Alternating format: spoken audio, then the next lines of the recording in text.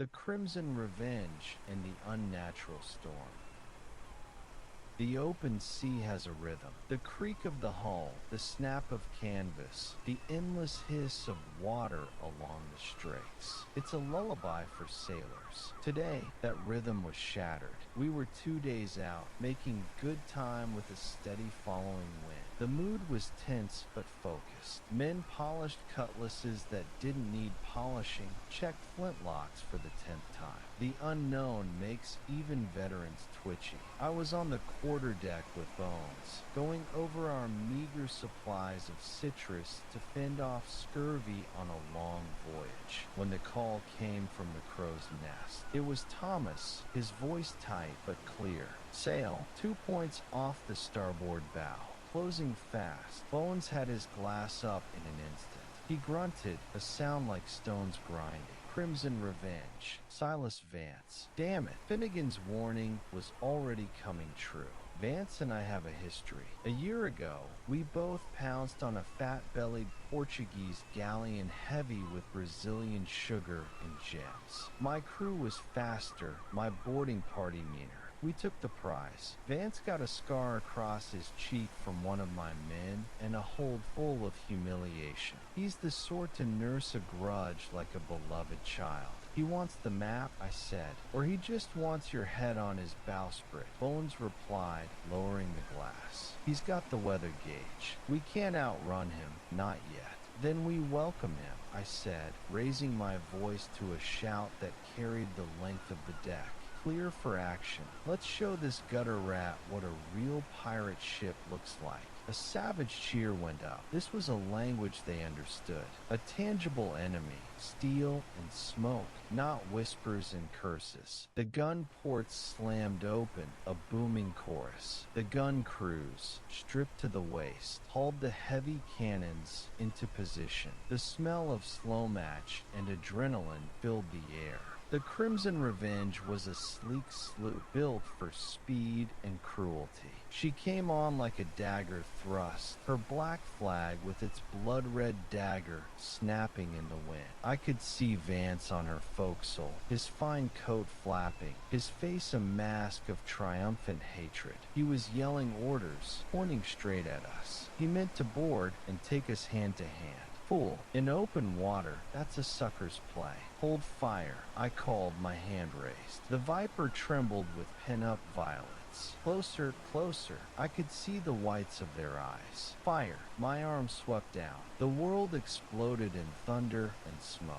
The Viper kicked back like a spooked horse as her port side broadside roared. Through the billowing gray, I saw our shot hit home. Geysers of splinters erupted from the Revenge's hull. A section of her rail vanished. A cheer went up from my men. Their return fire was ragged, panicked. A few balls whizzed overhead, one tearing through our main topsail with a sound like ripping linen. Minimal damage. We were reloading. The crew's a well-oiled machine of swabbing, ramming, priming. Then the light changed. The bright midday sun vanished, swallowed in moments by a bruised purple darkness that rolled in from the east from the direction of the silent sea. The temperature plummeted. The wind, which had been steady, died completely, then came back a second later as a shrieking gale from the opposite direction. What in the seven hells? Bones yelled, grabbing the rail as the deck tilted violently.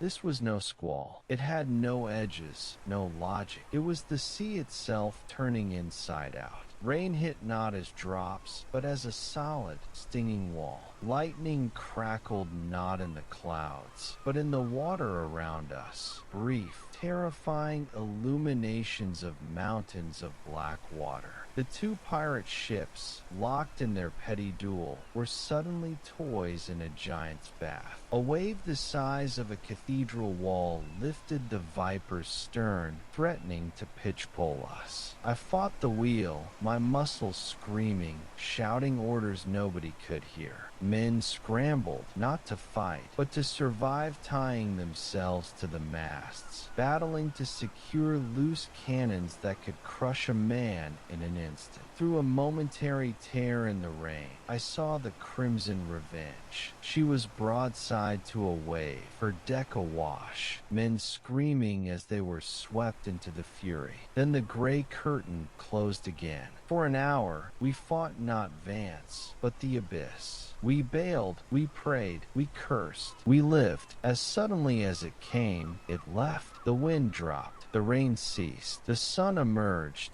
warm and mocking, on a calm, blue sea. The Crimson Revenge was gone. No wreckage, no flotsam, just gone. We were battered, exhausted, but afloat. The crew stood dazed, dripping, looking at each other as if waking from a shared nightmare. Old Man Finnegan emerged from below, dry as a bone, his face grim. He walked to me, ignoring the chaos of repair work starting up around us. That, he said quietly, pointing a bony finger at the calm, empty horizon where the Revenge had been, was no storm. That was a warning shot. The silent sea knows we're coming, and it doesn't like visitors. He turned and went below without another word. The crew had heard him. The brief, clean adrenaline of battle was gone, replaced by a colder, deeper fear. We're making what repairs we can. The course is still set. Silas Vance might be fish food, or the sea might have spat him out broken somewhere. Either way, our first enemy is dealt with. Our next enemy is the ocean itself, and it's just introduced itself.